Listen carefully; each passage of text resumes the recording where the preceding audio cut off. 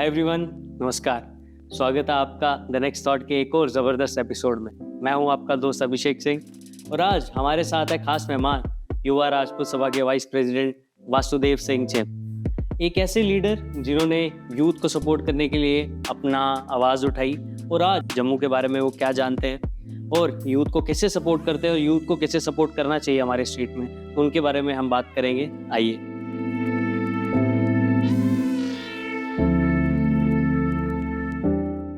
Welcome Vasudev भाई, thank you so much हमारे साथ आने के लिए, बात करने के लिए। शुक्रिया सर, शुक्रिया।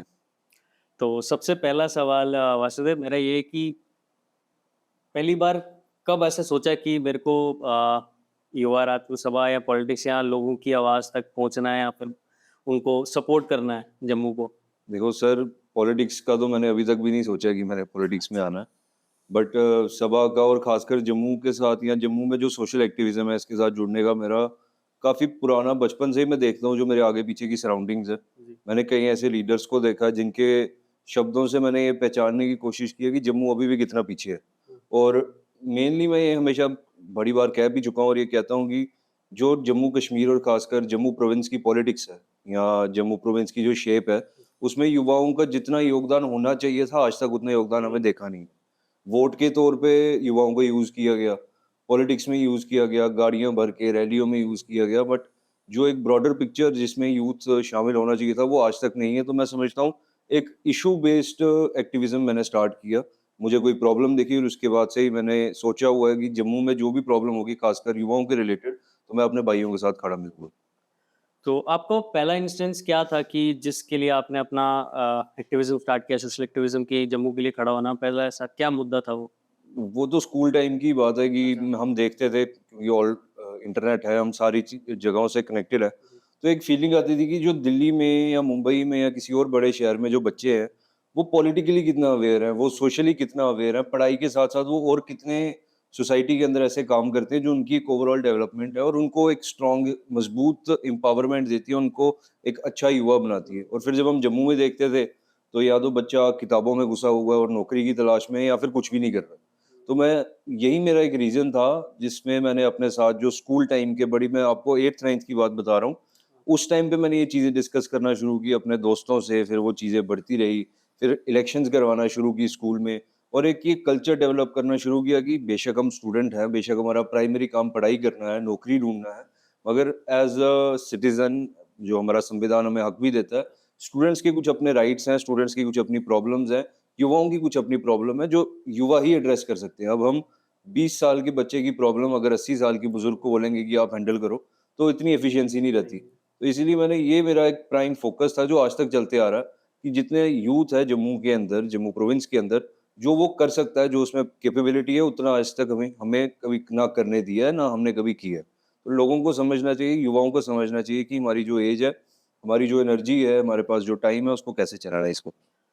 हाँ, वैसे तो आप सही बोल रहे हो, लेकिन अभी जैसे कुछ सालों में, 3-4 सालों में आप भी देखते आ रहे हो कि जितना भी हमारा यूथ है, चाहे मैं यूथ बोल रहा हूँ कि जो कॉलेज पास आउट हैं, कॉलेज में हैं, ज़्यादातर बच्चे गवर्नमेंट जॉब के पीछे, हुँ। एम्प्लॉयमेंट के पीछे जा रहे हैं। लेकिन हमें बोला जा रहा है गवर्नमेंट की भी तरफ से कि भाई एम्प्लॉयमेंट आपको मिलेगी, बच्चे उसकी तरफ मूव हुँ। कर रहे हैं। लेकिन एट द एंड हमारे जम्मू के जो बच्चे हैं, वो एम्प्लॉयमेंट के पीछे भाग रहे हैं, अपने 4-4 5-5 साल वेस्ट कर रहे हैं। उसके बाद भी वो बच्चे रैलीज़ कर रहे हैं या आगे निकल रहे हैं। तो उसके बारे में क्या कहना चाहोगे, जितने भी सालों में ये आपने देखा है? देखो ये ना मैं अभी 2-4 दिन पहले किसी के साथ मेरी यही डिस्कशन हो रही थी। वो बाहर के हैं, मतलब दिल्ली में पढ़े हैं, अच्छा। दिल्ली में नौकरी कर रहे हैं। तो मेरी यही बात हो रही थी कि जो कैलिबर, ये मेरी सोच है, जो कैलिबर एक जम्मू के बच्चे में है, वो शायद बाहर के बच्चों में नहीं है। जो इंटेलिजेंस, जो मेहनत करने का एक जुनून है, वो जम्मू के बच्चों में ज़्यादा है। बट कहीं न कहीं ये एक गलत चीज़ भी है कि हमारे बच्चे या हमारे जो यूथ है, वो क्या करता है 10 साल, 7 साल एक ही चीज़ के पीछे पड़ा रहेगा, सरकारी नौकरी लेनी है, सरकारी नौकरी लेनी है। अब ये बात तो आप समझ के चलो कि इतना बड़ा देश है, इतनी आबादी है, सरकार चाह के भी सबको सरकारी नौकरी नहीं दे सकती। तो मैं ये समझता हूँ कि हमारा जो जम्मू का यूथ है, उनको समझना चाहिए कि सरकारी नौकरी के अलावा भी एम्प्लॉयमेंट होती है। इतनी मेहनत आप लोग करते हैं और लास्ट में जब फल नहीं मिलता तो वही डिप्रेशन, डिप्रेशन। एंग्ज़ायटी या फिर एक फेलियर का दब्बा लग जाता है। तो जो हमारा यूथ है, मैं जितनी बार भी उनके साथ बैठा हूँ, जब हम किसी कॉन्फ्रेंस में या सभा में बैठते हैं, मैं यही बोलता हूँ कि आपकी पहली प्रायोरिटी होनी चाहिए सरकारी नौकरी। अगर नहीं मिलती तो आप खुद भी कुछ कर सकते हैं। एंटरप्रेन्योरशिप आजकल कितनी चल रही है। अब दिल्ली है, हर किसी के पास सरकारी नौकरी नहीं है, मगर कुछ लोग एमएनसीज में काम कर रहे हैं, कुछ लोग कहीं काम कर रहे हैं, कुछ ने अपना काम खोला है और वो भी एक्सेल कर रहे हैं। उनके पास भी पैसे हैं, उनके पास भी रुतबा है, नाम है। तो जम्मू को भी मैं समझता हूँ टाइम लगेगा, क्योंकि काफ़ी देर तक हमारे जो युवा हैं वो शेल्टर में रहे हैं। वो एक प्रोटेक्टेड वॉल में रहे हैं, और आज जब 370 हटा है, तो वो वॉल खत्म हो गई और कंपटीशन एकदम से राइज़ हो गया। तो हमारे बच्चों को और माँ-बाप को खासकर प्रेशर नहीं डालना चाहिए कि आपने नायब तहसीलदार ही बनना है, आपने तहसीलदार ही बनना है। हो सकता है वो कोई अपना काम खोल के ज़्यादा पैसे कमा ले, ज़्यादा इज़्ज़त कमा ले। हो सकता है वो किसी मल्टीनेशनल कंपनी में काम करके उस कंपनी को भी बढ़ा दे और अपना नाम भी बना दे। तो चीज़ों को हमने कमर्शियलाइज़ करके देखना है और एक ब्रॉडर पर्सपेक्टिव पे देखना है कि दुनिया कहाँ जा रही है और हमने कहाँ जाना है। हाँ, मैं इस पे आऊँगा कि यूथ कहाँ जा रहा है, लेकिन आपने जैसे बोला कि आर्टिकल 370 एब्रोगेट होने के बाद जैसे 370 खत्म हो गया, क्या चेंजेस आपको दिखे कि मतलब यूथ में कि मतलब अपॉर्चुनिटी मिली है, कम मिली है, या फिर एक ब्रॉडर पर्सपेक्टिव बच्चों को मिला है, यूथ को मिला है? क्या कहना चाहोगे? देखिए सर, इसमें 370 की मैं पहले की बात करता हूँ। जब तोड़नी थी उसके पहले क्या वादे हुए थे कि मल्टीनेशनल कंपनीज़ आएँगी, और ये ज़ाहिर-सी बात है, जब कंपनी आएगी तो वहाँ पे काम करने के लिए लोगों की ज़रूरत पड़ेगी। तो हमारे लोगों में ये उत्साह था कि चलो, जिसकी नौकरी सरकारी नहीं लग रही वो उस मल्टीनेशनल कंपनी में जाएगा। वो किसी प्राइवेट प्रोजेक्ट में लगेगा, जो हमारे इंजीनियर्स हैं। मगर बड़े अफ़सोस के साथ कहना पड़ता है कि 370 हटे हुए आज कितने साल हो गए हैं। मगर हमारा जो यूथ है आगे बढ़ने के बजाय और पीछे चला गया। क्योंकि 370 से पहले, जैसे मैंने कहा, एक प्रोटेक्टेड वॉल तो थी। हमारे बच्चों के पास नौकरियों की सेफ्टी तो थी, मगर आज की डेट में वो नौकरियाँ भी चली गई और नई नौकरियाँ ये पैदा नहीं कर पाए। आप खुद देख लीजिए कि इतने सालों में कौन-सी ऐसी एमएनसी है जिसने जम्मू कश्मीर के अंदर या जम्मू के अंदर काम करना शुरू किया? या कौन से ऐसे प्राइवेट कंपनी है जो जम्मू में पैसा लगा रही हैं? कौन-सी कंपनी है जो जम्मू के लोगों को हायर कर रही है काम करने के लिए? अब ये जो सड़कें भी बन रही हैं, जो फ्लाईओवर्स बन रहे हैं, जो कि एक अच्छी बात है। बट उसमें जो इंजीनियर है, उसमें जो एक ग्रास रूट लेवल वर्कर है, प्लस इंजीनियर, प्लस जो उसका इंचार्ज है, फिर एग्जीक्यूटिव इंजीनियर है, ऊपर तक जितने भी लोग हैं सब बाहर के हैं। जम्मू के लोगों की जेब से खाली पैसा लग रहा है उस रोड को बनाने में, बट कोई योगदान नहीं हो रहा है। उस रोड की कंस्ट्रक्शन से लेके एग्जीक्यूशन तक हमारे लोगों को कोई फायदा, कोई नौकरी, कोई सब्सिडी कुछ नहीं मिल रहा। तो मेरा हमेशा, कुछ लोग इस पे नाराज भी होते हैं मुझसे, बट सरकार ने डिसीजन बहुत अच्छा लिया 370 हटाने का। बट जो वादे किए थे कि 370 के बाद हमें ये मिलेगा, उसमें से 1% भी या एक भी चीज़ अभी तक हमें मिली नहीं है। तो मैं यूथ को ये बोलना चाहूँगा कि जिस सिचुएशन में आज हम हैं 370 के बाद, जो हमारे पास प्रोटेक्शन थी वो चली गई, कॉम्पिटिशन बढ़ गया, जो वादे थे वो पूरे नहीं हुए। तो इसी सिचुएशन में हमने अपने आप को मजबूत रखना है। युवाओं का ये दायित्व बनता है कि वो किसी और पे डिपेंडेंट ना हो, अपनी आवाज़ खुद बने। लेकिन वास्तविक मतलब यूथ की हम बात तो कर रहे हैं कि अपना घर खुद चलाएं, अपना लाइफ में गवर्नमेंट जॉब के अलावा भी, जैसे कि आपने बोला कि यहाँ पे एमएनसी आनी थी पर एमएनसीज आई नहीं। बिल्कुल। एमएनसीज क्या, कोई कंपनी ऐसी नहीं है कि मतलब आप ये सोचो कि कोई एक मास्टर्स किया हुआ बच्चा हुँ, या फिर पीएचडी किया हुआ बच्चा रोड पे 4 साल या 3 साल पहले मैं देख रहा था, जो पीएचडी स्कॉलर्स हैं वो प्रोटेस्ट कर रहे थे टीचर्स की जॉब के लिए। बिल्कुल। हमारी स्टेट में जितने भी बच्चे हैं, आप देख लो अभी जितनी भी पोस्ट आई हैं, नैब तहसीलदार से लेके हुँ, जूनियर से जितनी भी पोस्ट आई हैं, सब बच्चों को बाहर प्रोटेस्ट निकलना पड़ रहा है। बच्चे मजबूर नहीं है कि प्रोटेस्ट जाएँगे, उनको भी ये ठीक है यार, हम एमएनसी या फिर कंपनीज़ में लग जाएँगे, लेकिन यहाँ पे रह दे के क्या कंपनीज़ है, ज़ोमैटो, स्विगी या फिर और मतलब ये अब ग्रेजुएट एक बच्चा, ठीक है ग्रेजुएट आप मतलब खासकर बोलते हैं कि कोई टेक्निकल स्किल नहीं है, ठीक है गवर्नमेंट ने स्किल डेवलपमेंट के लिए काफ़ी प्रोजेक्ट स्टार्ट किए हैं, हुँ। लेकिन वो सिर्फ सर्टिफिकेट्स लेके जॉब कहाँ वो लेने जाएगा? लगाएँगे कहाँ? वही। मतलब एम्प्लॉयमेंट हमारी यहाँ पे चाहिए, अगर यहाँ का बच्चा बाहर जा रहा है, ये भी तो स्टेट के लिए ब्रेन ड्रेन हुआ, बिल्कुल। मतलब यहाँ पे भी नहीं कर रहा है। तो इसके लिए मतलब कभी भी सभा ने या हुँ। वाइस प्रेसिडेंट युवा राष्ट्र सभा के, तो सभा ने इसके ऊपर कुछ एक्शन या किसी हायर अथॉरिटी से नहीं मिले कि यार हमारे जो यूथ है उनके साथ ये सब हो रहा है। पिछली बारी मैंने देखा था, शायद प्रेसिडेंट थे, आई डोंट नो, मैं भूल गया किस पोजीशन पे थे इस हुँ। सभा के। उन्होंने उर्दू के लिए काफ़ी बोला था कि नहीं होनी चाहिए जम्मू प्रोविंस के लिए, जो भी है, वो तो ठीक है। लेकिन ऐसा कुछ सभा मीटिंग्स करते हैं या फिर सोचा है कुछ इनिशिएटिव कि हम जम्मू के बच्चों को, ठीक है, हर बच्चा एलजी साहब के साथ नहीं मिल सकता, सीएम बिल्कुल। के साथ नहीं मिल सकता, लेकिन ये सभाएँ जो बनाई है, प्रेशर ग्रुप्स जो बने हैं, इन्होंने कुछ सोचा है, किया अभी तक कि अच्छा हो? देखो अभिषेक जी, वही बात है, पहले तो जो आपने सारी चीज़ें बोली उससे मैं बिल्कुल एग्री करता हूँ, और मैं भी वही बोलने की जी। कोशिश कर रहा हूँ कि जो करना चाहिए सरकार को वो अल्टीमेटली सरकार ने नहीं किया, और नुकसान किसका हो रहा है? जम्मू के यूथ जी। का। अब जो सभा है, सभा होती है एक प्रेशर ग्रुप, जैसे आपने खुद ही बता दिया। जी। हमारा काम है लोगों की प्रॉब्लम को समझना, उस प्रॉब्लम का हल अगर सरकार नहीं करती तो सरकार पे प्रेशर डालना कि ये पर्टिकुलर प्रॉब्लम है, इसका हमें सॉल्यूशन चाहिए। उर्दू की आपने बात की, उसमें मैं भी एक हिस्सा था। अब नायब तहसीलदार की पोस्ट निकली और उन्होंने उर्दू कंपल्सरी कर दी, जिसमें मैक्सिमम जो यूथ है जम्मू प्रोविंस का, जिसको उर्दू नहीं आती, वो एकदम से बाहर हो गया। बिल्कुल, तो उस पे भी हमने आवाज उठाई। तो सभा यही कर सकती है, अब सभा तो कंपनी बाहर से ला नहीं सकती, बिल्कुल, या कोई और प्रेशर ग्रुप, सारी खाली सिर्फ हमारी सभा नहीं, कोई और प्रेशर ग्रुप बाहर से ना कंपनी ला सकता है, ना एम्प्लॉयमेंट जनरेट कर सकता है, ना किसी के बच्चे की कहीं नौकरी लगवा सकता है। वो ये कर सकते हैं कि आपका गुस्सा अपने प्रोटेस्ट के ज़रिए सरकार के आगे ज़ाहिर करें, और वो हमने टाइम टू टाइम किया है। चाहे आप बीएसएफ, सीआईएसएफ के जवानों की नौकरियाँ देख लो, या आज से 2020 की बात कर रहा हूँ, उनके साथ गलत हुआ। देखो, एक बच्चा जो खासकर जो आर्मी के लिए अपने आप को तैयार कर रहा है, वो अकेला नहीं होता, पूरे घर की मेहनत उसके साथ होती है। वो सुबह उठ रहा है, रनिंग कर रहा है, अपने आप को उस तरीके से ट्रेन कर रहा है कि लाखों बच्चों में से उसको सिलेक्ट किया जाए और वो जाके अपनी देश की सेवा करे। मगर अल्टीमेटली ये लोग क्या करते हैं, खाली एक आर्मी के लिए नहीं, मैं आपको पिछले 5 साल का पैटर्न बताता हूँ जो जम्मू कश्मीर में चल रहा है। नौकरियों की रिक्रूटमेंट आएगी, सरकारी नौकरी की, बच्चे तैयारियां करेंगे, पूरे पैसे लगा देंगे, अपना जी जान मेहनत लगा देंगे, पूरे घर की कमाई लगा देंगे कोचिंग लेने में। जी, फिर वो एग्ज़ाम देंगे, वो एग्ज़ाम हो जाएगा, उसका रिज़ल्ट आएगा और बाद में पता चलेगा कि एग्ज़ाम में चीटिंग हो गई है, एग्ज़ाम कंक्लूड टेंस गलत हो गया।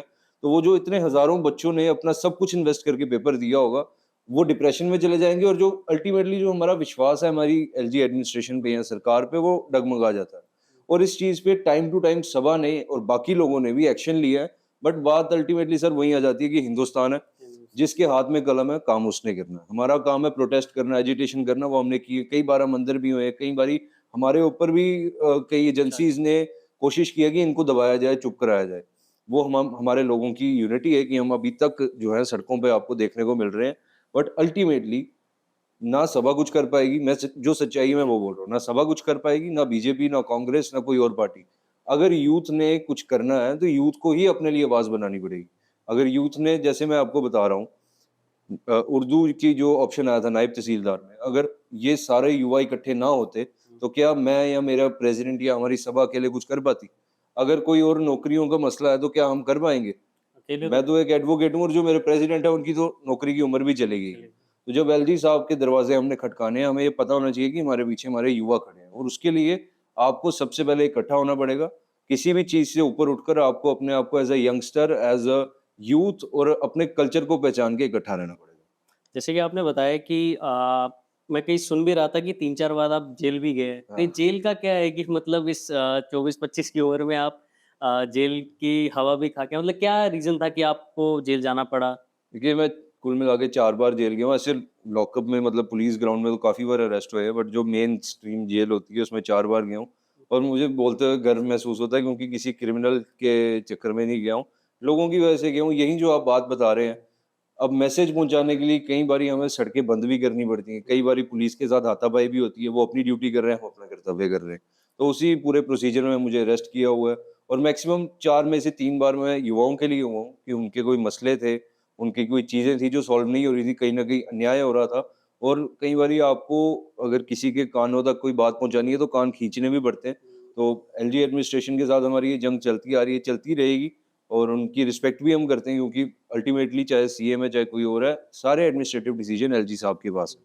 तो मेरे जितने युवा आपके माध्यम से मुझे सुन रहे हैं, मैं उनको यही बोलना चाहूँगा, माँगो उससे जो कुछ आपको दे भी पाए। किसी गलत आदमी के आगे हाथ जोड़ोगे, आगे आपको कुछ मिलेगा भी नहीं, और आप हाथ भी जोड़ लोगे। तो आपको जो भी चाहिए उसके लिए आवाज़ उठाना ज़रूरी है। घर बैठ के या ट्वीट करके या कुछ करके कुछ हासिल नहीं होता। लेकिन जैसे आप एलजी साहब के बारे में बोल रहे हो, अभी तो हमारे अपने रिप्रेजेंटेटिव्स भी हैं, सीएम हैं हमारे, हमारे हमने खुद इलेक्ट करके उनको वहाँ तक पहुँचाया है। जी, तो अगर हमें एट द एंड एलजी साहब से ही बात करनी है, तो ये इलेक्शन की ज़रूरत ही नहीं थी। इतने साल बाद 6 साल हो गए आज 370 को एब्रोगेट हुए, जी। 2019 में हुआ था।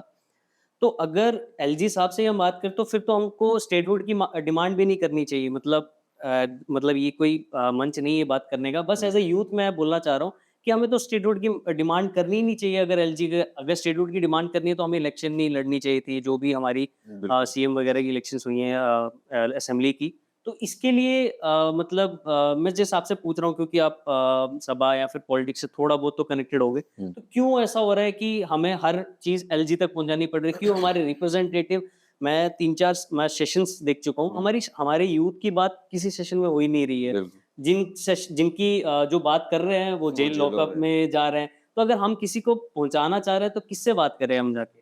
देखो, इसके लिए हमें थोड़ा पीछे जाना पड़ेगा, चाहे जब हमारे पास स्टेट भी थी, जब जी। एलजी राज यहाँ पे नहीं भी था, जी। जब जम्मू कश्मीर की अपनी स्टेट थी, जी। तभी भी अगर जम्मू के लोगों को कुछ चाहिए होता था, तो हाथ ही जोड़ने पड़ते थे, क्योंकि सीएम ऑब्वियसली जी। कश्मीर का था और जम्मू को उतना ही मिलता था, जितने से हमारा बेयर मिनिमम सर्वाइवल हो जाए।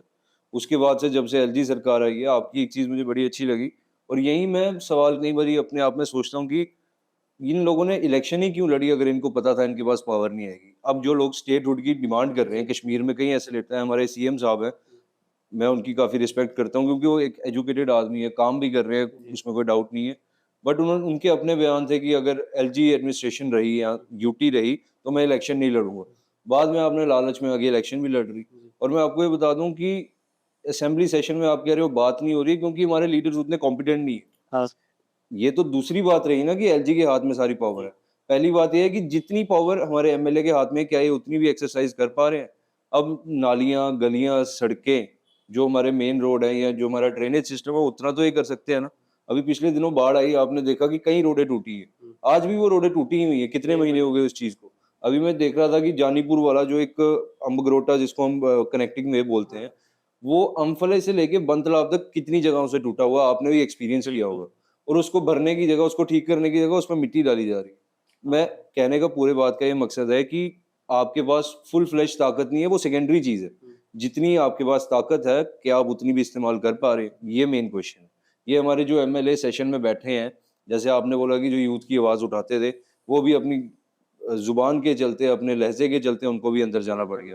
तो अब एक ब्रॉडर पिक्चर में हमारे पास बचा कौन? कोई भी नहीं। कोई भी सेशन अभी कुछ दिनों में स्टार्ट होगा, आप खुद देख लेना किन मुद्दों पे ये डिस्कशन होगी, किन मुद्दों पे बहस होगी, जो ना आपको रिलेट कर पाएँगी, ना मेरे साथ रिलेट कर पाएँगी, जो हमारी ज़िंदगी का कोई हिस्सा ही नहीं होंगी, जिनसे ना हमें नौकरी मिलनी है, जिनसे ना हमारी जेबों में पैसा आना है, जिनसे ना हमारा घर चलना है, जिनसे ना अनाज उगना है, जिनसे ना रोटी मिलनी है, उन मुद्दों पे बहस करेंगे और फिर बाहर आके हमें झूठे वादे करेंगे कि ये मिल जाएगा, वो मिल जाएगा। तो इसीलिए आज आके फिर से आंसर मेरा हमेशा सेम रहेगा, यूथ समझदार होगा, पॉलिटिकली एक्टिव होगा, पढ़ा लिखा होगा, अपने हक अपने राइट्स के बारे में जानता होगा, तो अगर हमारा लीडर कुछ गलत करके आ रहा है, उनको कॉलर से पकड़ के पूछने का दम भी रखेगा कि ये हमारी डिमांड थी, इस सेशन के अंदर आप क्या बोल कर आए हो? ये मैं आपको एक एग्जांपल देना चाहूँगा। हम लोग अभी हमारे कुछ जेके एसएसबी के एस्पिरेंट्स हैं। हम लोग 2-3 साल से ऑफ़िस जाते रहे हैं। इस बार भी ऐसा क्या हुआ है कि हमें अपनी डिमांड रखने के लिए किसी अपने इलेक्टेड रिप्रेजेंटेटिव के पास जा नहीं पाए हम लोग। हुँ, हम लोगों को जाना पड़ा जो शायद हार गए हैं या जो भी है, उनके पास हम लोग गए। बिल्कुल। उन्होंने कोई मतलब अपना कनेक्शन की वजह से उन्होंने जेके एसएसबी में किसी को फ़ोन किया और हमारी जो थोड़ी बहुत हेल्प थी वो की। क्यों हमें अपने अगर हम अपने रिप्रेजेंटेटिव के पास जाते हैं, वो बोलते हैं हमारे पास टाइम नहीं है, वो हमसे मिलते नहीं है, इलेक्शन से पहले तो सब मिल रहे नहीं, थे। मैं आपसे वैसे मैं इसलिए बात कर रहा हूँ आपसे क्योंकि मैं चाहता हूँ कि कोई ना कोई जैसे आप एक्टिविस्ट हो, तो कोई ना कोई ऐसे समझे अब अगर हम किसी गवर्नमेंट ऑफ़िस में जाते हैं, जी, गवर्नमेंट ऑफ़िस में हम लोग अपनी जेकेएसएसबी का ही बात कर लें, हमें जाना अलाउड नहीं है। हम किसी उनके चेयरमैन से मिल नहीं सकते और हुँ, 1 साल पहले या कुछ सालों पहले या कुछ टाइम पहले मैंने सुना था कि बच्चों को धमकियाँ दी जा रही थी कि अगर आप फिर से ऐसे-ऐसे आए तो आपको हम लोग जब आपका एग्ज़ाम होगा हम आपको पास नहीं करेंगे, आप देख लेना कैसे हुँ, आप जॉब लोगे। अगर एडमिनिस्ट्रेशन के अंदर हमारे यूथ को, जम्मू के यूथ को ये सुनना पड़ रहा है और हमें इलेक्टेड रिप्रेजेंटेटिव के पास ना जाते हुए किसी ऐसे के पास जाना पड़ रहा है जो शायद हार गए हैं किसी न किसी वजह से, तो हम किसके पास जाएँगे? वो भी कुछ ना टाइम बाद वो भी इलेक्ट हो जाएँगे, वो भी नहीं सुनेंगे तो हम कहाँ जाएँगे? आज आके फिर हमारे पास ऑप्शन क्या रहता है कि किसी न किसी प्रेशर ग्रुप से मिलिए, किसी न किसी एक्टिविस्ट से बात कीजिए, बिल्कुल। शायद हमारी बात हो जाए। इसीलिए मेरे को लगा कि मेरे को आपसे बात करनी चाहिए। तो इसमें क्या बोलना चाहोगे? देखो, पहला तो मैं आपको पर्सनल ये चीज़ बोलूँगा कि जो आपकी प्रॉब्लम अगर आप अभी भी फेस कर रहे हो जी। या अगर आपको कोई जेके एसएसबी का बड़े से बड़ा आदमी बोल रहा है कि आप उनसे डायरेक्टली नहीं मिल सकते, तो आप मुझे बताओ, मैं आपके साथ चलता हूँ। मुझे पता है किससे कैसे मिलना है, कैसे नहीं मिलना है और ये चीज़ें मैं हमने टाइम टू टाइम सीखी हैं। ये देख-देख के सीखी हैं कि अफ़सर जो भी है is a public servant yes. और आप पब्लिक हो। तो जितना बड़ी डीसी हो या उससे भी ऊपर कोई ऑफ़िसर हो, अगर आपने उससे मिलना है तो वो आपको मना नहीं कर सकता। एक प्रोसीजर ज़रूर होगा, एक अपॉइंटमेंट लेनी पड़ेगी, एक लेटर मिलेगा, उसके थ्रू चाहे 4 दिन लगे, 5 दिन लगे, मगर कोई आपको डिनाई नहीं कर सकता। और दूसरी बात जो आपने कही कि आपके लीडर जो भी जीते हैं, वो मिल नहीं पा रहे हैं, ये सिर्फ आपके साथ नहीं हो रहा है, सबके साथ हो रहा है। और इसका एक मेन रीजन जो मुझे पर्सनली लगता है वो ये है कि इंडिया के अंदर और खासकर जम्मू के अंदर एक पार्टी है, उस पार्टी का एक लीडर है जो सबके दिलों में है। सब उसका चेहरा देख के, हमारे प्राइम मिनिस्टर को ऑब्वियसली मैं बात कर रहा हूँ, उनका चेहरा देख के वोट दे रहे हैं। किसको दे रहे हैं, कैसे दे रहे हैं, कौन बंदा जीत रहा है, कोई नहीं देख रहा। यही कारण है कि हमने मोदी साहब को देख के, हमने मतलब जम्मू प्रोविंस ने मोदी साहब को देख के कई ऐसे लोगों को वोट दिए जिनका शायद हम सरनेम भी ना जानते, जिनके हम बैकग्राउंड नहीं जानते, जिनके पास अपना कोई काम नहीं है जो उनकी खासियत हो, जो उनकी अचीवमेंट हो, बट मोदी साहब के नाम पे उनको वोट मिल गए। तो अब जब आप इनकॉम्पिटेंट बंदों को वोट देकर जिताओगे और फिर उनसे काम करवाने की उम्मीद रखोगे, तो मैं समझता हूँ गलती हमारी है। मैं हर बारी इलेक्शंस के दौरान भी मैं लोगों के घरों में गया, लोग मेरे पास आए कि ऐसे-ऐसे इलेक्शन आ गई है, बड़ी देर बाद आई है, अब क्या करना चाहिए? तो मैं ना बीजेपी को सपोर्ट करता हूँ, ना मैं कांग्रेस को करता हूँ, ना किसी और पार्टी को। मैंने उनको एक ही सजेशन दी, बंदा देखो, बंदे का किरदार देखो, क्योंकि पार्टी, पार्टी दफ्तर में रह जाती है और 4 चीज़ें, मोदी साहब दिल्ली में रह जाएँगे, अमित शाह साहब गुजरात में रह जाएँगे, एलजी साहब अपने दफ्तर में होंगे। मौके पे, ज़रूरत पे जब आपको परेशानी होगी, आपके साथ आपका लीडर, आपका एमएलए खड़ा होना चाहिए। और वो तभी होगा जब उसका अपना किरदार होगा, एक कैरेक्टर होगा, एक विल होगी, एक स्ट्रॉन्ग बंदा होगा। अब आप एक इनकॉम्पिटेंट बंदों को जिताओगे और फिर एक्सपेक्ट करोगे कि वो आपके साथ खड़ा रहे, तो गलती मैं समझता हूँ हमारे लोगों की है और ये सबक हमें सीखना चाहिए। जम्मू के लोगों को ये सबक सीखना चाहिए। अगली जो भी इलेक्शन आए, आप बंदा देखिए। मोदी साहब तो हमारे दिलों में हैं, वो हमारे देश के प्रधानमंत्री हैं, यशस्वी प्रधानमंत्री हैं, देश के लिए उन्होंने काफ़ी अच्छा काम किया, हम नहीं डिनाई कर सकते। उनको जब एमपी की बारी आएगी तो हम उन्हीं को वोट देंगे। मगर जो, और मैं एक और चीज़ बताऊँ जिस पे हँसने की बात है, हमारे लोग क्या करते हैं कि कॉर्पोरेटर, सरपंच, जो एक ग्राउंड लेवल इलेक्शन है जिसमें मोदी साहब तो गया, बीजेपी दफ्तर से किसी ने भी नहीं आना है, हमने अपने में अपने परिवार से ही किसी एक बंदे को जिताना है। उसमें भी लोग मोदी साहब का चेहरा देख के किसी को भी वोट देते हैं, नाम पता ही नहीं किसको वोट दिए। इसीलिए ये इसका रिजल्ट है कि हमारे नालियाँ भी खराब है, हमारा सब कुछ खराब है, मगर हमारे लोग गलत बंदे को जिता के उसको बोलते हैं सही कर, और वो एरोगेंट हो जाता है, वो घर से बाहर नहीं निकलता। और फिर अब लोग ठहराते हैं गलती मोदी साहब की मोदी कि साहब की। बीजेपी गलत कर रही है वगैरह। बिल्कुल। एक और मतलब मेरे को इससे जानना था ताकि मैं इसी माध्यम से बता सकूं कि मैंने कहीं पढ़ा था, हम लोग जानते हैं, शायद हमारे गांव के जो बच्चे हैं या यूथ है वो जानते नहीं है कि महाराजा हरि सिंह ने हमारे जी, लिए जी, क्या जी। क्या किया है। मैं कल फिर से पढ़ रहा था, हम मतलब एग्जाम्स के लिए पढ़ते हैं, बट ऐसे कहीं हुँ, पढ़ रहा था कि he was the first person जिसने अनटचेबिलिटी को बिल्कुल। रिमूव किया था। बी आर अम्बेडकर के साथ उन्होंने भी इंडिया में किया था। नॉर्थ में पहले महाराजा थे जिन्होंने अनटचेबिलिटी को रिमूव किया था। हर जगह उनको हाँ। मतलब किसी भी वर्ग के, किसी भी कास्ट एंड क्रीड को ना देखते हुए हर जगह आने की अनुमति दे दी थी कि ठीक है यार, कुछ नहीं होगा। तो मैं जानना चाहूँगा कि as a youth leader, as मतलब हमारे जो यूथ हैं, आप महाराजा हरि सिंह को कैसे मतलब एक सम अप करेंगे कि क्या थे जे-एंड-के यूथ, जे-एंड-के के लिए, डोगरा डायनेस्टी के लिए? देखिए, महाराजा साहब के बारे में अपनी कोशिश से मैंने जितना पढ़ सकता था मैंने पढ़ा है, और हर बार मुझे कुछ नई चीज़ देखने को मिली है। वो बेशक हमारे महाराजा थे, मगर जब आप उनके बारे में पढ़ना शुरू करेंगे ना, तो आपको वो महाराजा नहीं, एक ग्रेट पर्सनैलिटी, एक great leadership with a vision, जिनकी एक सोच थी, एक उनकी दृष्टि थी। वो अपने लोगों को कहीं पर पहुँचाना चाहते थे, किसी हाइट पर लेकर जाना चाहते थे, और उनकी गाथाएँ पढ़ते-पढ़ते आपको ये लगेगा कि एक कितने महान इंसान, जिनकी इतनी बड़ी सोच थी, जो जम्मू को एज़ अ फैमिली देखते थे, जम्मू कश्मीर को, जिन्होंने धर्म का कोई डिवीज़न नहीं रखा। हालाँकि आज 70 और 30 की डिवीज़न है हाँ, हिंदू मुस्लिम की, हिंदू-मुस्लिम। मगर महाराजा साहब के टाइम पे 85 और 15% की थी, क्योंकि उस टाइम पे पाकिस्तान का भी जो एक मेजर पार्ट था, वो जम्मू कश्मीर के साथ था। मगर फिर भी 85% मुस्लिम पॉपुलेशन पर महाराजा साहब ने राज किया और दिलों पर राज किया, उनको साथ लेकर चले। तो आप खुद इमेजिन कर लो कि वो किस तरीके की शख्सियत रहे होंगे। पढ़े लिखे थे, सब कुछ जानते थे, मगर सबसे डाउन टू अर्थ थे। और जो आपने अनटचेबिलिटी की बात की, मैं यहाँ पे आपको, शायद अगर आपको पता होगा वैसे तो, इंडिया के अंदर जो एक हार्ड कानून आया अनटचेबिलिटी को लेके, वो बाद में आया है। हाँ, वो महाराजा साहब ने पहले पहले लेके आ वो गए थे। इंदिरा गांधी के टाइम जी। पे उन्होंने किया था। तो महाराजा साहब एक वाहिद ऐसी पर्सनैलिटी थे जो इस चीज़ को समझते थे कि सारे इंसान हैं, कास्टिज़्म वगैरह कुछ नहीं है, आप हर किसी को अपनी कास्ट में प्राइड होना चाहिए, ये मैं मानता हूँ। जी, बिल्कुल। मगर आप कास्ट के बेसिस पे किसी को नीचा बता दो कि वो सबसे बड़ी बेवकूफ़ी है, वो सबसे बड़ी अनपढ़ता है किसी एक बिल्कुल। इंसान की। तो महाराजा साहब ने, he was the first person, not only north of India, but ये पूरा जो हमारा उस टाइम का आप कह लो अनइंडिपेंडेंट या प्री इंडिपेंडेंट इंडिया है, महाराजा साहब ने हरिजनों के लिए, जो जिनको आज हम शेड्यूल कास्ट मान के चलते हैं, उनके लिए मंदिरों के दरवाजे खोले, क्योंकि उनका भी उतना ही हक है जितना हमारा। बिल्कुल। भगवान सबके लिए सेम है। जी। उनके लिए जो हमारी प्राइमरी एजुकेशन थी वो कंपलसरी की, सब्सिडीज थी, जो कोटा बी आर अम्बेडकर जी के द्वारा बाद में दिया गया, महाराजा साहब ने उनको पहले दे दिया। जो दलित समाज की बच्चियां थी उनको रिस्पेक्ट दिलाने का काम महाराजा साहब ने किया, उनके लिए प्राइमरी एजुकेशन कंपलसरी कर दी, चाइल्ड मैरिज को बैन कर दिया, विडो रीमैरिज। अब मैं आपको एक चीज बताता हूँ, आज भी आप जम्मू कश्मीर से बाहर निकल के बाकी के देश में जाओगे तो विडो जो एक विधवा औरत है जी। उसकी रीमैरिज अगर करनी हो तो आज भी लोग, सोच काफी ज्यादा। पूरा समाज खिलाफ हो जाता है, पूरा समाज आगजनी करने पे उतर जाता है कि ऐसा नहीं हो सकता। मगर महाराजा साहब ने कितने साल पहले, ऑलमोस्ट 100 साल पहले इस सोच को लेके वो चले, इस पे कानून बनाया और कानून को लागू किया और अपने लोगों को समझाया कि एक औरत जो एक विडो है उसका भी उतना ही हक है अपनी जिंदगी को कंटिन्यू करने का जितना बाकी है। तो मैं समझता हूँ कि अपने समय से काफी पहले एक लिबरल सोच हमारे महाराजा साहब की थी और ये हमारे लिए बहुत ही अफसोस की बात है, दुर्भाग्य की बात है कि वो ज्यादा जम्मू के साथ नहीं रह पाए, उनको जम्मू छोड़कर जाना पड़ा। ये हमारे लोगों की गलती है, क्योंकि अगर वो जम्मू में और रहते तो आज जिस सिचुएशन में जम्मू है, मैं ज़्यादा लंबा नहीं करना चाहता इसको, बट महाराजा साहब ने एक चीज़ अपने जाने वाले टाइम में बोली थी और उस पे एक पूरी किताब लिखी हुई है। उन्होंने अपने लोगों को, खासकर जम्मू प्रोविंस के लोगों को बोला था कि हल चलाना सीखो। हल चलाना सीखो से उनका ये मतलब था, इस लाइन की पीछे जो स्पिरिट थी उसका ये मतलब था कि आपके पास ज़मीनें हैं। आप आज भी देख लो कि जम्मू कश्मीर में और कुछ नहीं है, लोगों के पास बस ज़मीनें हैं। मैं ऐसे-ऐसे आपको गाँव में घर दिखा सकता हूँ कि उनके पास पर मंथ 2000 इनकम नहीं होगी मगर 2 कनाल से ऊपर की ज़मीन उनके पास होगी।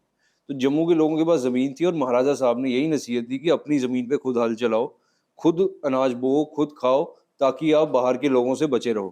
क्योंकि उस टाइम पे भी जो बंगाली थे वो सुपर इंटेलिजेंट थे, सारी नौकरियाँ उनके पास थी। जो दिल्ली के लोग थे, महाराष्ट्र के लोग थे, वो पढ़े लिखे थे, उन्होंने ब्रिटिशर्स के साथ टाइम निकाला था, वो अपने टाइम से काफ़ी आगे थे और हमारे जम्मू के लोग आज भी पीछे हैं। तो मैं आपके माध्यम से लोगों को यही बोलना चाहता हूँ, जिसके पास ज़मीन है, उस ज़मीन के साथ जुड़े रहो, अपने ज़मीन पर काम करो, क्योंकि और जम्मू के पास विरासत में कुछ नहीं है, ना नौकरी है, ना कोई कोटा है, ना कोई पैसे हैं, ना कोई ऐसी बड़े रिसोर्सेज़ हैं। अपनी ज़मीन है, अपनी ज़मीन को सँभालना चाहिए और महाराजा साहब के बारे में जितना आप लोग पढ़ेंगे, क्योंकि हर एक स्टेट में आपने नोटिस किया होगा, महाराष्ट्र में जाओ तो शिवाजी महाराज हैं, बंगाल में जाओ तो सुभाष चंद्र बोस जी हैं, रविंद्रनाथ टैगोर जी हैं, साउथ में जाओ तो उनके अपने ऐसे आइडल हैं। जम्मू कश्मीर के पास इतनी अच्छी शख्सियत होते हुए भी मैं अफ़सोस के साथ कहता हूँ कि हमारे लोग इतना इंडल्ज नहीं होते थे। आज 4-5 सालों में आपने चेंजेस देखे होंगे, महाराजा साहब की जब से छुट्टी हुई है, तो लोगों के अंदर भी एक उत्साह है कि जिस एक महाराजा के नाम पे छुट्टी है, पूरे देश में किसी महाराजा के नाम पे छुट्टी नहीं है। महाराणा प्रताप जी के नाम पे छुट्टी भी नहीं है। महाराणा जो हमारे छत्रपति शिवाजी महाराज हैं, वो भी सिर्फ़ एक रिस्ट्रिक्टेड हॉलिडे है। मगर हरि सिंह जी के नाम पे पूरा एक स्टेट हॉलिडे जो दिया हुआ है, तो आप सोच लो उनका कितना बड़ा कद होगा। हमारे लोगों को ये समझना चाहिए और अपने हीरो को पूरे वर्ल्ड में आइडेंटिफ़ाई करना चाहिए और पढ़ना चाहिए उनके बारे में, क्योंकि काफ़ी अच्छे काम उन्होंने किए। खास एक गर्व होना चाहिए आप कि बिल्कुल। हमारे महाराजा थे हमारे स्टेट के। इसी से मैं वसुदेव ऐसा क्यों हो रहा है कि जो हमारा यूथ है डोगरा डायनेस्टी को भूलता जा रहा है? हमारे जो महाराज ठीक है, जॉब अलग चीज़ रही, जी। एम्प्लॉयमेंट अलग है, जो चीज़ें उसके लिए गवर्नमेंट बनी है। क्यों हमारा यूथ जो है डोगरा डायनेस्टी या फिर हमारे महाराजाओं को महाराजा गुलाब सिंह से लेके महाराजा हरी सिंह जी को भूलता जा रहा है? मेरे को लगता है कि एक तो किताबों में तो पढ़ाया नहीं जाता बिल्कुल हुँ। भी। और क्या रीज़न है कि भूलता जा रहा है और क्या आपको लगता है कि अगर हम लोग हमारे महाराजाओं को नहीं भूलेंगे, याद करेंगे, कुछ सीखेंगे, क्या-क्या हो सकता है और क्यों नहीं हो रहा है ये जो होना चाहिए? देखो, इसमें जैसे आपने बताया किताबों का एक मेन रोल है, क्योंकि जो आपकी पढ़ाई है वो आपने कहाँ से हासिल की? किताबों से। अगर आप किसी इंसान के बारे में, किसी एक योद्धा के बारे में या किसी कल्चर के बारे में पढ़ेंगे तो सबसे पहले आप किताब ढूँढेंगे। अब अगर हमारे कल्चर की किताबें बनी ही नहीं होंगी तो हम पढ़ेंगे कहाँ से? और दूसरा नंबर मैं समझता हूँ कि एक डेलिब्रेट कोशिश जो है 47 के बाद से, आज़ादी के बाद से जम्मू कश्मीर में काफ़ी ज़ोरों-शोरों से की गई कि किस तरीके से जम्मू को दबाना है, जम्मू की हिस्ट्री को दबाना है। जबकि असलियत में आपके आज इंटरव्यू में ये कहना चाहता हूँ कि जम्मू कश्मीर का वजूद, जम्मू कश्मीर, लद्दाख, लेह, तिब्बत और बाकी जगहों का जो एडजॉइनिंग एरिया का, हिमालय का अगर वजूद है तो वो जम्मू की वजह से है। जम्मू से एडमिनिस्ट्रेशन चली है और मैं सिर्फ राजाओं की बात नहीं कर रहा हूँ। इनसे पहले भी अगर आप पुराने टाइम पे चले जाओ तो बाबा कालीवीर जी, बाबा पैड़ देवता, ये राजे थे हमारे जिन्होंने कश्मीर तक को चलाया हुआ, कश्मीर में रूल किया है, तिब्बत में रूल किया है, हाईलैंडेड में रूल किया हुआ है। तो ये चीज़ें लोगों को सीखनी चाहिए। आप में एक उत्साह होना चाहिए कि आप पढ़ें, जिस ज़मीन पे आप रह रहे हैं, वो ज़मीन किसकी है? जम्मू कश्मीर आज की डेट में जैसा है वैसा पहले नहीं था। ये हमेशा से डोगरा डायनेस्टी का पार्ट रहा है और इसकी सरहदें हमेशा बढ़ी हैं, कभी कम नहीं हुई। हिंदुस्तान के अंदर मैं समझता हूँ आज भी जो हमारी आर्मी है, लाखों करोड़ों को इक्विपमेंट्स लेके उनको -40 डिग्री सेल्सियस में जाना पड़ता है पाकिस्तान को जवाब देने के लिए। मगर हमारे जनरल जोरावर सिंह साहब थे जिन्होंने लकड़ियों की जूतियां पहनकर घोड़ों पे गए, सियाचिन जीता, चाइना, तिब्बत अंदर तक फतेह करके आए। तो मैं समझता हूँ इतनी दिलेर कौम होने के बावजूद, इतने स्ट्रॉन्ग जेनेटिक्स होने के बावजूद हमें अपनी ही पहचान से दूर रखा गया, ताकि कि वो होता है ना, एक कहावत भी है कि शेर के बच्चों को अगर बकरियों में छोड़ दो तो वो भी बकरी बन जाता है। वही जम्मू कश्मीर के अंदर हो रहा है, जम्मू प्रांत के साथ हो रहा है। हमारे लोगों को ये समझने की ज़रूरत है कि हम क्या थे और क्या बन गए हैं और हम क्या बनना चाहते हैं। अपने कल्चर के साथ जो आदमी जुड़ा रहता है वही मजबूत रहता है। अपने कल्चर को पहचानो और सबसे बड़ी बात है अपनी जो बोली है उसको पहचानो। जब हम जे-एंड-के से बाहर जाते हैं, आई एम श्योर आपने भी ये चीज़ देखी होगी, आपको एक अलग चीज़ देखने को मिलती है। जैसे ही आप लखनपुर बॉर्डर टॉपोगे आपको पंजाबियत सुनने को मिलेगी। फिर आप आगे जाओगे आपको हरियाणवी सुनने को मिलेगी, उसके आगे जाओगे आपको कोई और भाषा सुनने को मिलेगी। जम्मू के अंदर आप आ जाओ, वहीं हिंदी जो हमारी मातृभाषा है, कॉमन लैंग्वेज है, उसके अलावा डोगरी बोलने वाले लोग ही नहीं बचे। गाँव में चले जाओ, वहाँ पर भी जो माँ-बाप जिनको डोगरी आती भी है, वो भी कोशिश यही करते हैं कि बच्चा हमारा या तो अंग्रेज़ी बोले या हिंदी बोले। मगर ये हमारे लोगों को समझना पड़ेगा कि आज आपको अच्छी लग रही हैं चीज़ें, हिंदी, अंग्रेज़ी अच्छी लग रही है, और 10 साल बाद जब बाहर से, यूपी से, बिहार से लोग यहाँ पर आएँगे एम्प्लॉयमेंट के लिए या काम करने के लिए, तो उनमें और हमारे में कोई फ़र्क नहीं रहेगा।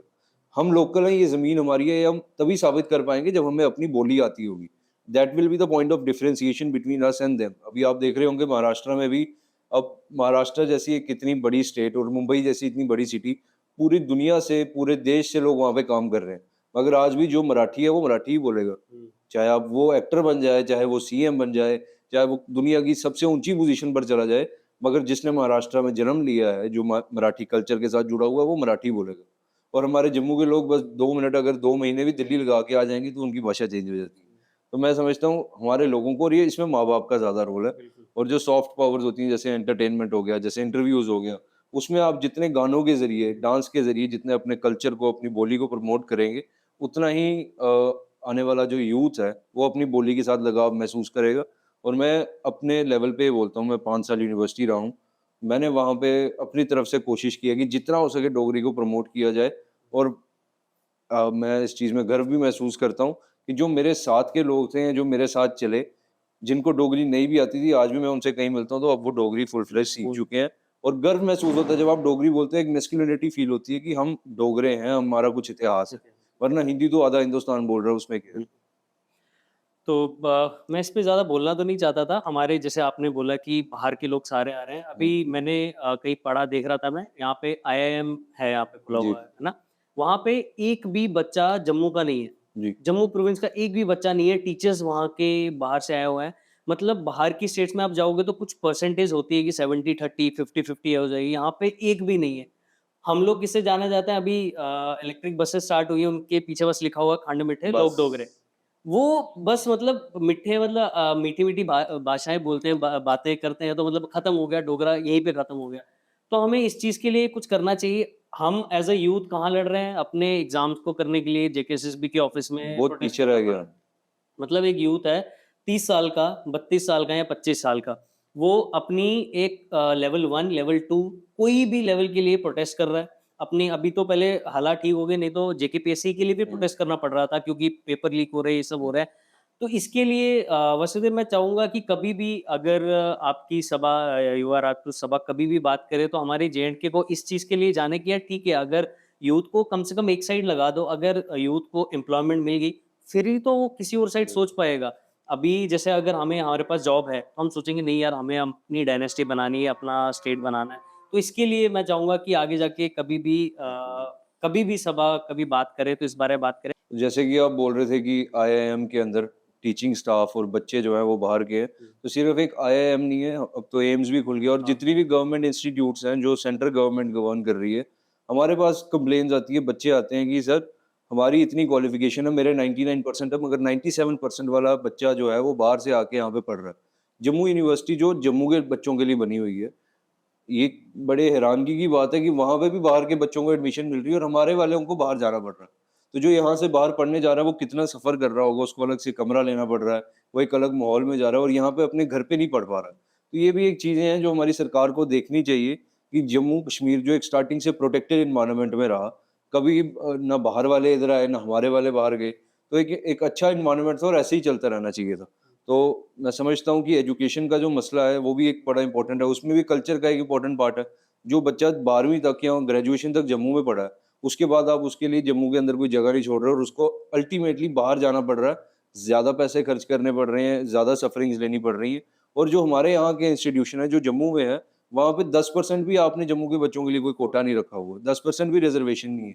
बल्कि आप पंजाब में जाओ तो 50% पंजाबी पढ़ेंगे तो वो यूनिवर्सिटी चलेगी। दिल्ली में जाओ, किसी और जगह जाओ तो ये स्ट्रिक्ट रूल्स हैं, मगर जम्मू कश्मीर के अंदर जैसे आप ही ने बताया और हमारे पास भी कंप्लेन आती है, 99 छोड़ के 100% बाहर के बच्चे पढ़ रहे हैं। तो ये चीज़ें सरकार को देखनी चाहिए और हमारे लोगों को भी समझना चाहिए कि हो क्या रहा है। 2-4 चीज़ें रिलीजन या कास्ट या इन चीज़ों को छोड़ के भी दुनिया है, उसमें हमारे लोगों को देखना चाहिए कि हम कहाँ पे खड़े हैं और सरकार हमारे साथ क्या कर रही है। सरकार तो हमारे साथ आई नहीं रही, मतलब हमने इलेक्ट तो कर दिया है सरकार को, लेकिन हमारा कोई भी मेन मुद्दा, कोई भी चीज़ उठाने के लिए हमें या तो किसी ऐसे पार्टी के पास जाना पड़ रहा है जो पावर में नहीं है, या फिर एलजी साहब के दरवाजे खटखटाने पड़ रहे हैं, जिसका महीने 2 महीने 3 महीने बाद नंबर लगता है कि हम सर आपसे बात कर सकते हैं। देखिए बिल्कुल सही बात है, क्योंकि जो हमारे लीडर हैं, अभी मैं पिछले दिनों भी एक ये बयान दिया था, हालाँकि मैं ऐसे बयान देके कई बारी फँस जाता हूँ क्योंकि मैं सोचता नहीं ज़्यादा, मगर जो रियलिटी है वो यही है कि जो हमारे जीते हुए लीडर हैं, जी। उनके अपने हाथ नहीं है हुँ, और जो काम करने वाली एलजी सरकार है, उनके कान हमारे लिए बंद है। तो हुँ। एक कुल मिला के एक विकलांग सरकार है जो जम्मू कश्मीर को चला रही है। जी। और एक और चीज़ बहुत इम्पोर्टेंट, मैं ऐसे आपका इंस्टाग्राम पेज देख रहा था, फॉलो कर रहा था। आप हेल्थ फ्रीक है, जी। मतलब काफ़ी ज़्यादा जिम का, तो उसके बारे में क्या कहना चाहोगे कि हमारी हेल्थ जो ठीक है सिर्फ बॉडी बिल्डिंग नहीं है, मतलब कितना मेंटली और फिटनेस हमें हमारे यूथ को कितना रहना ज़रूरी है? देखो, बॉडी बिल्डिंग तो आपका अगर शौक है तो आप करोगे, नहीं तो ऐसे एक ना एक दिन जिम आप छोड़ ही दोगे।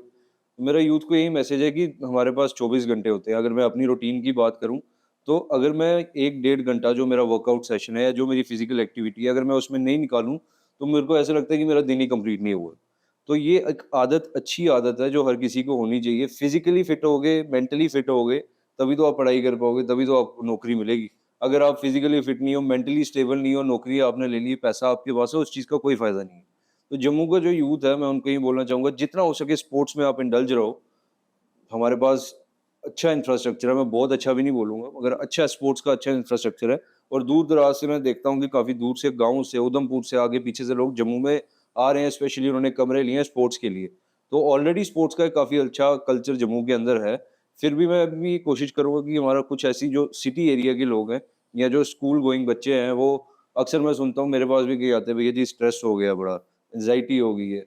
और पूरी उनकी डेली रूटीन क्या होगी, स्कूल से घर, घर से बिस्तरे में, उसके बाद पीएसपी खेलेंगे, रात को सो जाएँगे, फिज़िकल एक्टिविटी के नाम पे कुछ भी नहीं।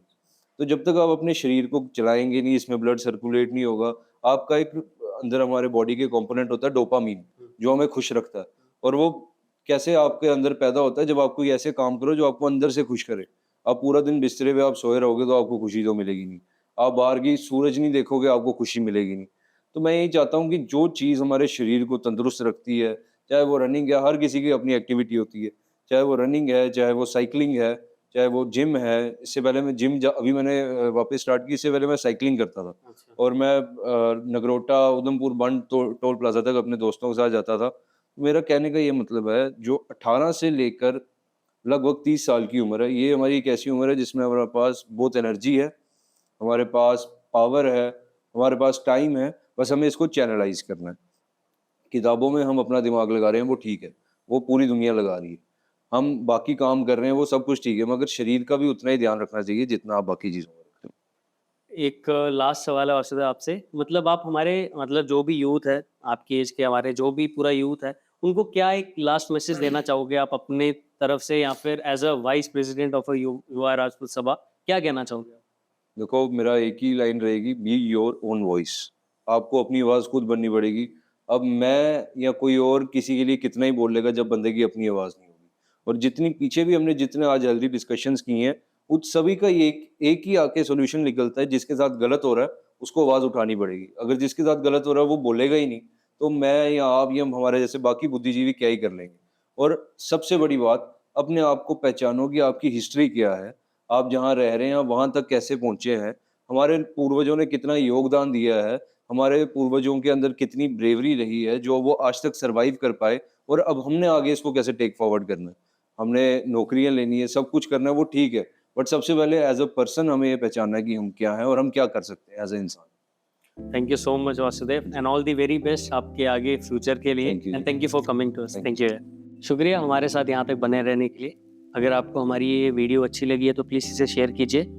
कोई भी चीज़ आपको लगता है कि हम इसमें चेंज कर सकते हैं, प्लीज़ हमें कमेंट करके बताइए। अगर आपको हमारे गेस्ट के साथ बात करनी है, हम उनका इंस्टा हैंडल डिस्क्रिप्शन में डाल देंगे। Thank you so much. जय हिंद।